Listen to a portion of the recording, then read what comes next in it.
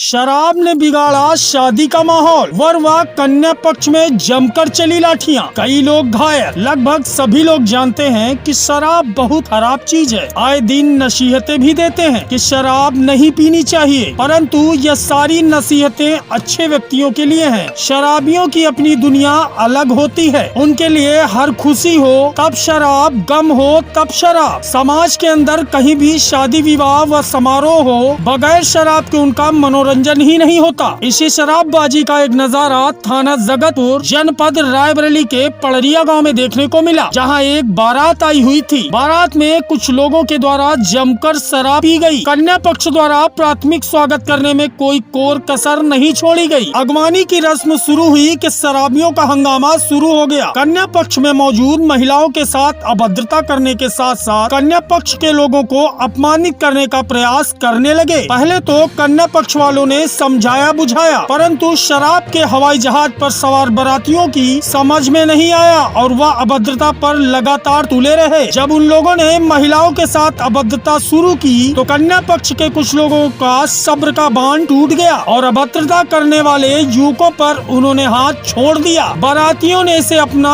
अपमान समझा। बेहतर यह होता कि दूल्हे के पिता द्वारा अपने बारातियों को समझा लिया जाता, परंतु अपनी गलती सुधारने के बजाय बाराती भी मारपीट पर आमादा हो गए। फिर क्या था, दोनों पक्षों में जमकर चले लाठी डंडे, जिसके चलते कई लोग गंभीर रूप से घायल हो गए। फिलहाल दोनों पक्षों द्वारा जगतपुर थाने में तहरीर दी गई है। जगतपुर के पड़रिया गांव का मामला है, यह कोई नया नहीं है। आए दिन इस तरीके की वारदातें सुनने को मिलती हैं, परंतु युवा पीढ़ी को होश नहीं आ रहा और वह अच्छे खासे माहौल को बिगाड़ने का प्रयास करते हैं। कहीं कहीं तो नौबत यहाँ आ जाती है कि बाराती तो दूर, दूल्हा तक उसका बाप दोनों ही शराब के नशे में होते हैं, जिसके चलते कई जगह कन्या पक्ष वालों ने विवाह करने से इनकार कर दिया और बारात को बैरंग लौटना पड़ा। बेहतर यही होता कि सरकार द्वारा शादी विवाह तथा अन्य सामाजिक समारोह में पूरी तरह शराब पीने पर प्रतिबंध लगा दिया जाता।